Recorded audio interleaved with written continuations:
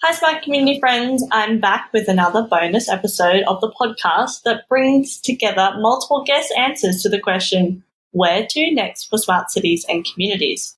And as it's Self-Care September, to round out the theme of health and well-being, this time we'll be sharing with you the answers from our guests this month.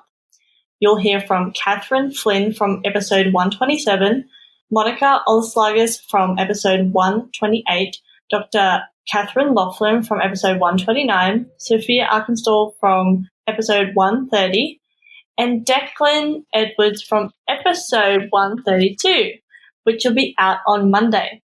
There are a couple of main themes in this episode. You'll hear these guests talk a lot about using data for various aspects of health and safety within our cities and the privacy implications that come from that. So how do we strike that balance between protecting individual privacy but also using data to keep people safe and well and supported when they're experiencing health and well-being challenges? And as Declan puts it, between smart citizens and happy citizens. All the guests agree that it won't be a one-size-fits-all solution for any place or any person, and in fact there are parallels to be drawn between the way medicine is moving to a more personalised healthcare model using a mix of technological advances, greater human engagement in health practices, and the way that cities and communities need to use the technology available and also have great citizen engagement practices. And as always, I hope you enjoy listening to this episode as much as I enjoyed making it. Welcome to the smart community, smart regions, smart towns, and smart cities. It's where we live, work and play with smart communities. The future starts today. Big data, smart mobility, emerging trends galore. The Smart Community Podcast is what you're looking for. Where to next for smart communities? I would love to see smart communities, I guess, getting more and more invested in the idea that mental health is really important and really relevant and something that can definitely be targeted, I guess, through the data and the information that they have. And I think smart communities are really exciting in the possibilities that they open up for everybody, because again, it's shifting who can access what and how. So yeah, I'm excited about the future of smart communities. And I think what you touched on just now, which is using the data at our fingertips to improve, to really focus on mental health and the decisions people are making and really pulling that together in a smart way can really impact people's lives, right? Yes, absolutely. And I think what we're seeing is that waiting until people get to the point of actually understanding and knowing that they have a mental health problem, it can actually be too late for a lot of people. So we really need to make it, I guess, a process that could actually get people before they're starting to even develop something. And I mean, I know that there are people already working, I think, within the employment space, and they're having access to biometric data to, know whether or not someone has gotten up in the last couple of days, and do they need to have an online session with a therapist to make sure that they're okay based on the biometric data that they're receiving. So that's an interesting space. I thought that was really interesting when I found out about it. But yeah, and I guess the focus around that was support of the person and making sure that they're okay. So yeah, I mean, there's definitely a lot that can be done, and it's definitely the best way forward, because what we're doing at the moment, I think the writing is on the wall and we need to, shift and do something innovative. And I think there's a key argument to not do anything, which is, oh, well, that's private and that's people's personal data and that type of thing. And those things definitely need to be taken into account. But I do really feel like there's a balance. There's definitely this balance that is required, and we need all the right professionals involved to make sure that we don't go over that line. But I think there's lots we can do without kind of stepping over that line. And for different people, it will mean different things as well. So it won't be a one-size-fits-all approach. So I think, there's lots to be done in that space without getting too carried away with worrying about what if, we do nothing, because there's people kind of suffering and dying. every day from issues that could be prevented. That's right. That's right. And I just feel like we have so many tools at our fingertips right now because, let's face it, it can be a really positive thing. And we've got to start moving with it rather than kind of trying to stop it. So where to next for smart cities and communities? Oh, I really think we're only just beginning. And I really think part of that is harnessing the true potential of big data. So I have a wish list, and one that I'm working hard to make a reality. And that's that big data can come together to make our roads safer. So I hope that one day I can pick up my phone or my sat nav and it doesn't tell me the quickest way to get somewhere necessarily, but the safest way. And then I hope that that data then feeds in real time back to road authorities to say, hey, there are these crashes happening or this is where there are near misses, or any of that information going into the system in a much quicker way and then being able to respond to it in a much quicker way. So that's where I would like things to head in sort of the road safety space. But I really do think that where big data will go in the future, it's not entirely assured, I guess, because we've got a lot of the privacy issues also coming up in the space, but it's fascinating. It will be really interesting.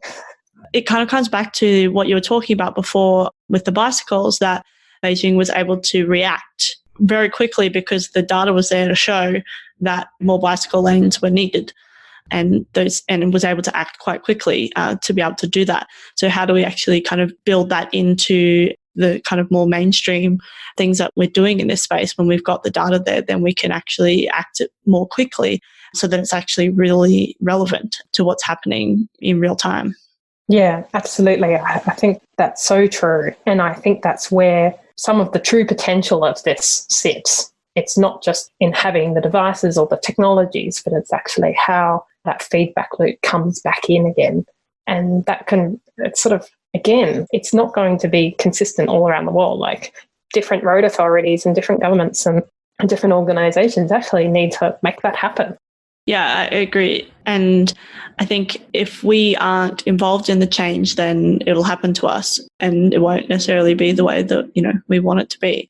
And I think also going back to like your first point, which is about who we are involving in this space. So I'm hoping where to next is that we kind of close that data gap and also have more women and, people of all different abilities involved in this conversation about planning the places we work, live and play, which I'm really excited about.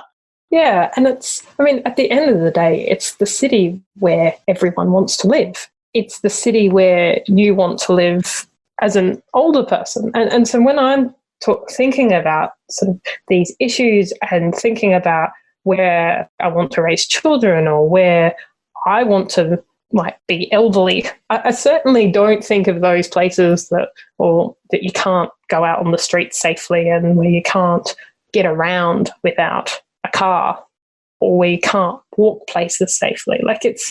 Those are the sort of things. And I use road safety as an example, but it is actually a much bigger problem for us to face as a whole. You want to live in a city where the air is good to breathe, that your children are breathing good air, and where you can get access to green space. So it's across every level. But I really think I think cities sometimes are focused on building tall and creative buildings, but they have really hostile street fronts, or they're creating these road networks which just divide the city up and carve it up and make it very hard for anyone just wanting to walk somewhere. Or it's even more basic than that. Sometimes it's about sunlight reaching the street or clean air, fresh air. And so sometimes we've got to get right back to first principles of what makes a nice environment for people to live in and try and stick with that. Where to next for smart cities and communities? Well, I think we have to continue to define our practice. I think that we have to continue to be scientific about this. I think it aids to our legitimacy. I think it aids to helping people, sort of follow the breadcrumbs of what other people are learning and integrating them into the communities and the cities. And I think we have to keep pushing ourselves, even though sometimes these concepts are very squishy and very hard to track and very hard to necessarily define. We have to. And saying, well, we just can't is not going to be good enough for our own sustainability. So getting really good at measuring what we're talking about. And I think the most important futuristic thing we should be focusing on is the so what. I think a lot of human science work right now, we know a lot about how it works. We know a lot about child development. We know a lot about, how marriages thrive or not. We know a lot about economic development. But what we're just really still learning is this whole smart city, power of place model. And so I think the future of us continues to be discovery. And that to me is super exciting because we're still learning new things every single day. And as long as we're in that discovery mode, we are kind of building the plane while we're flying it. And that's okay. But it pushes us to make sure that we're always figuring out what we're learning and adding a so what to every single finding we have. What does this matter for, really, in the life of a place? So I think that we'll just hopefully continue down that road of building this practice into an actual science that people recognize like any other. No, that's really interesting. I think the so what is so important because sometimes a lot of the time we just go, oh yeah, this is the thing, and finish. It's like, well, so what? What does that actually mean? What can we do? I guess the first part is generally the easier part, right? To write the stuff, to go, oh yeah, this is a problem. Yes, this is happening and this is happening. But then it's like, well, what real practical things can we actually do to change this or to make it better or to embrace what it is, Yeah. No, thanks for that. Because selfishly, I enjoy that.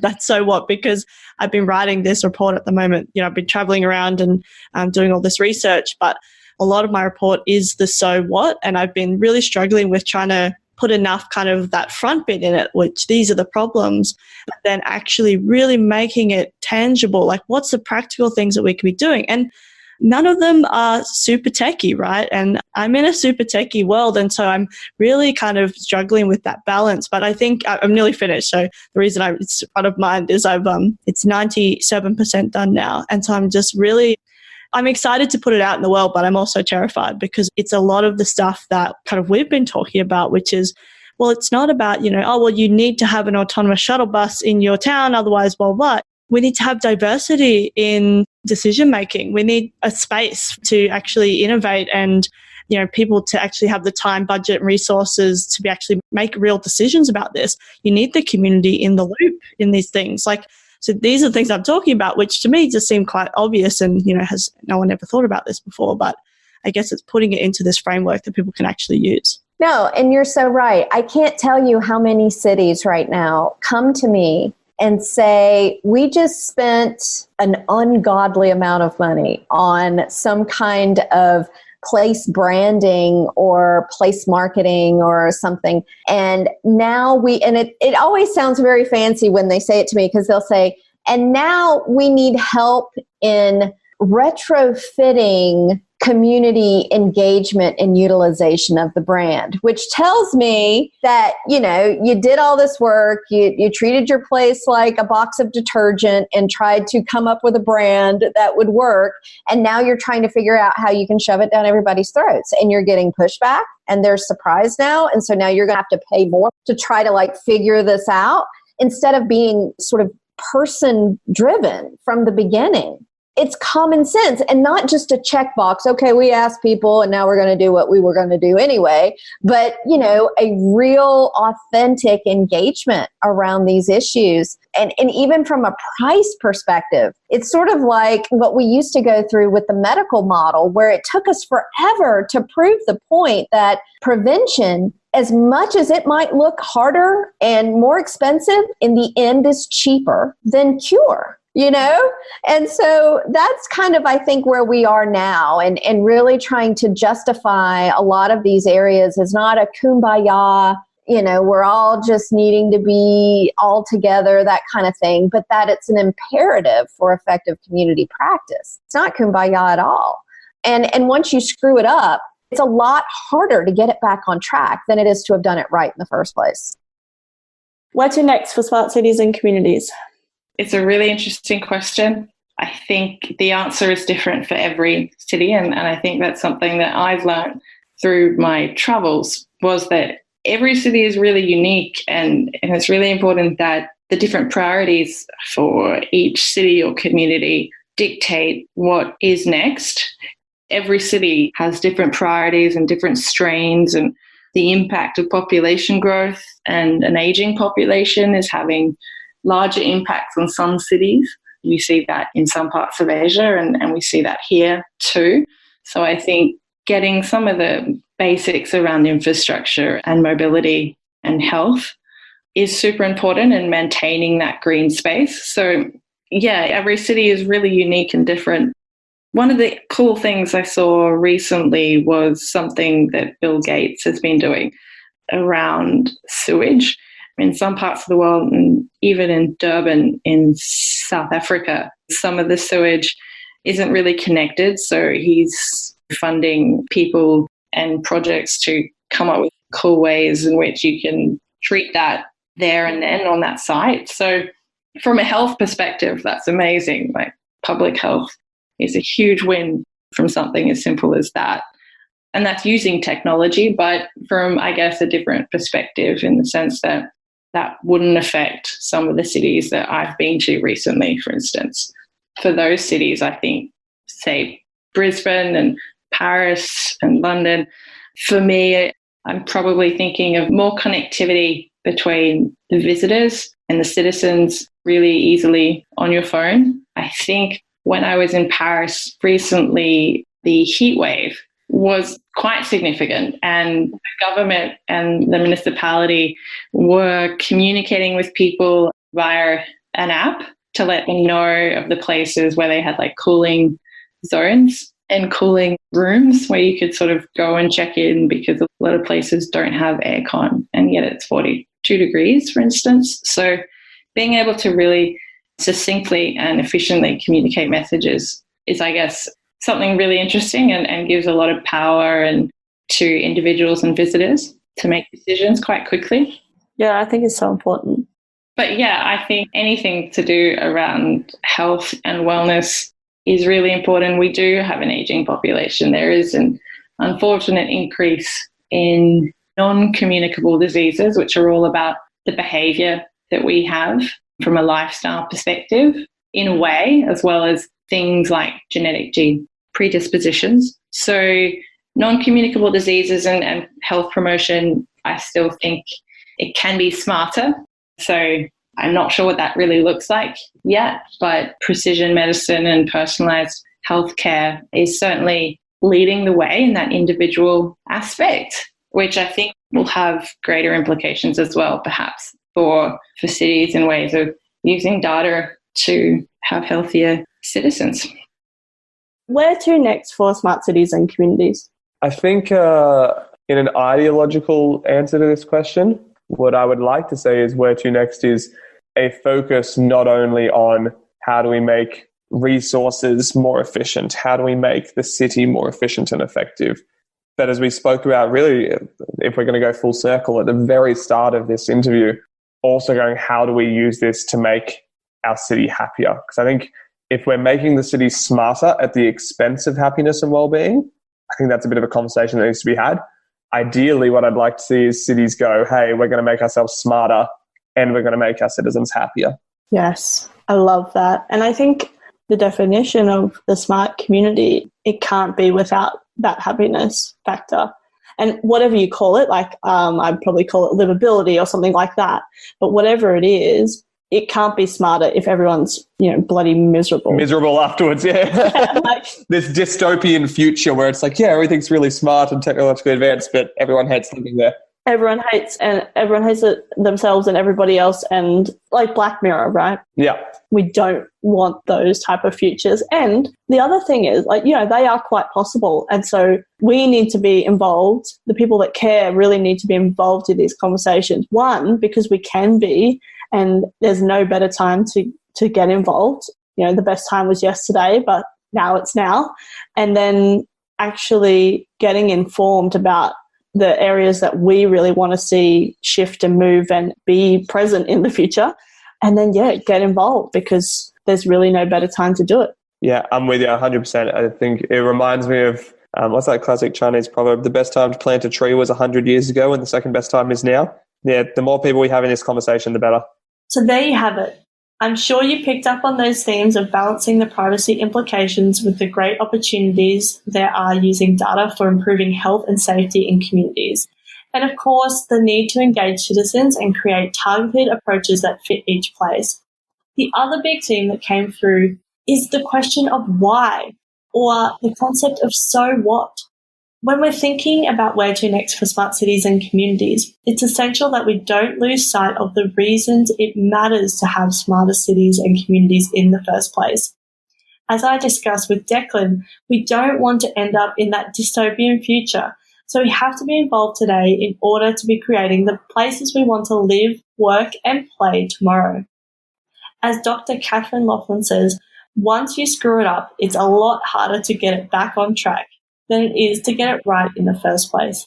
So let's aim to keep that in focus and work towards prevention rather than a cure. You'll notice in this episode, and also in previous episodes in September, I mentioned my Churchill Fellowship report, which is finally finished, and you can read it at the link I'll put in the show notes.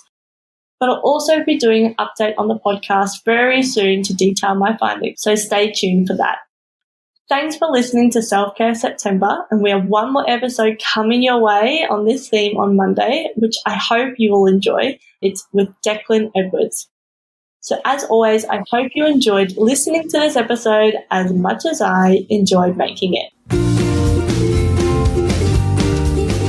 Thanks so much for listening to the Smart Community Podcast. Show notes for this episode and all other episodes are available on our website, mysmart.community. If you have any questions for us or any of our guests, you can email hello@mysmart.community or find us on the socials. We are on LinkedIn, Facebook, and Twitter @SmartComPod. That's com with 2 M's. If you are enjoying the podcast, please leave us a rating and review at wherever you listen. This really helps us reach more ears, so thank you in advance. As always, I hope you enjoyed listening to this episode as much as I enjoyed making it.